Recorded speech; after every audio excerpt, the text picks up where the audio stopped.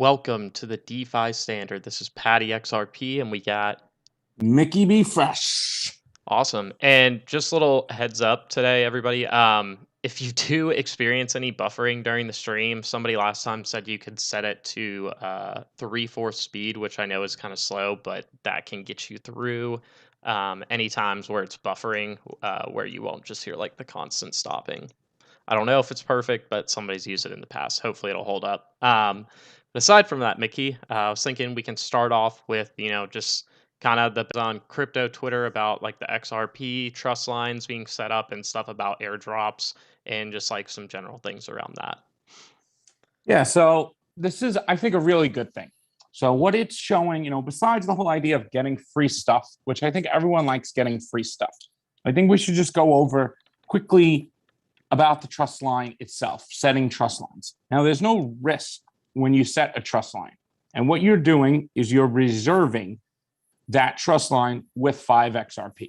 So that XRP is not being given away or anything. You're able to redeem that XRP if once you basically end the trust line with that entity. But while that trust line is attached, which you need to do to get many of these airdrops, it just means, that's a feature on the XRP ledger. And there's no way to lose your XRP. You can't lose your private keys or anything like that. It's a built-in function of the XRP ledger, at the protocol layer. So, Patty, we got a bunch of, these airdrops coming from all different types of trust lines. You see them all over Twitter, mixed in here. I think we have to, acknowledge that some of these projects could go nowhere. And they're just, crap coins, you could call them. And then some might be really good projects. Now, it doesn't hurt and it doesn't cost you anything. Technically, you're not paying for anything to sign up for these airdrops and, just get the tokens for free.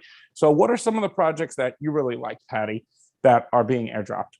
Yeah, via the trust lines. Not all of them are being done that way, but a lot are.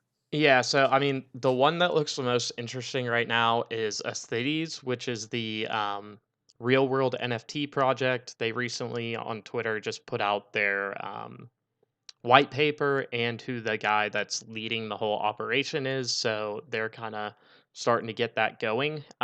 So that one looks interesting, but like the claim period is until next February. You can, wait to set up this trust line for a long time. It looks like they are just going to be doing basically they're going to see how many trust lines are set up and then evenly distribute across all those. That's what it seems like they're doing. Now, people may ask, like, how do you prevent people from double dipping? Well, potentially, I could see some kind of like process verification. So, yeah, that's kind of the one I'm most interested in. There's a bunch of other ones popping up where it's just a Twitter account. There's no website or white paper or anything like that. And, there's no risk to setting up the trust line per se, but it may not be something you want to go and trade your XRP into on the DEX when you have no idea anything about the project. So kind of just taking it slow and easy with those.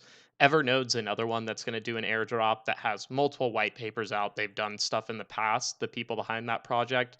So that'll be one that's interesting, but they're doing more of like a traditional airdrop, it looks like. Now, what does that mean? There will be a snapshot of your XRP, and then it will be airdrop based on that distribution. So that one is, like Flare was done, all right? How Spark was done. That's how Evernodes will be done. L's will be based on your account. So each account will get a portion of the airdrop, I think 510 million tokens out of 1 billion. And these other ones are all through just trust lines. Also, another thing to look, if you're doing it through Zum, or even I think XRP Toolkit, you could see if the token has an avatar. Usually that makes the project a little more legit because I believe they have to go through Zum to do that and get that avatar and go through like a KYC process with Win and XRP Labs. I'm not 100% sure of that. That's what I've heard. So, some tokens might not have the avatar yet, and then they'll get it. But that is kind of a sign of something a little more legit if you see an avatar, like Casino Coin, for example, has their token avatar. It looks like a little like poker chip. So that's when you see is a little more legit. Now, Casino Coin is issued on there already. We have Sologenic. So Sologenic and Casino Coin are probably the two biggest projects right now, Patty, I think that are issued on there. When you see XTK, that is the Toho Labs token. which I believe is going to be for developers and possible for social media. We're going to see. They haven't talked about their use case yet for that. But one thing I want to talk about here quick, Patty, is that I think this is really good for the community because it shows how, hey, look, this is a decentralized public ledger. Anyone could issue these assets and anyone could set up a trust line from a non-custodial wallet. There's nothing the SEC, Goldman Gary, any regulator in any jurisdiction can do. And this is why, XRP is for retail too. You're seeing it firsthand, how you're able to use the DEX. You're able to set up trust lines right on the XRP ledger. You're able to trade right on the XRP ledger with your XRP, with these fiat issued coins, these other tokens and airdrops that are issued. It shows that, this is the community effort. We're going to see a lot of this with Flare, but it's great to see that prior to Flare, the XRP community is starting to come, see that the ledger has the utility.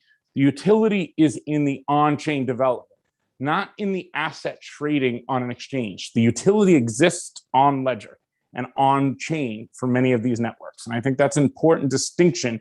When we talk about utility, utility is the underlying network, and the application built on top of it.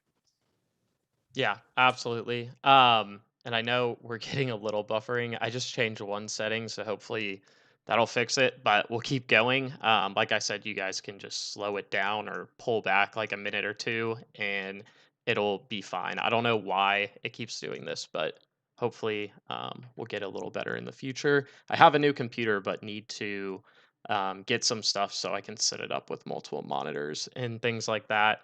But yeah, Mickey, so some of these other ones that we've seen is like, I don't know, like X Gold Coin, Nerian Network, Hadalite, which like I don't really know anything about those projects yet. When I look for them, there's not a lot of information online. And anybody can really just like create a token on the XRP ledger. So, just be aware that's something somebody can do. It doesn't necessarily have to be like a real legit project or anything like that. And then on top of that, there was another one that was interesting called iHunt4, and I think their token was IGC, and it's like a really small augmented reality project that is kind of akin to Pokemon Go for anybody that remembers that. So I found that one interesting, and they were kind of giving out stuff for joining their Discord and kind of being active in there.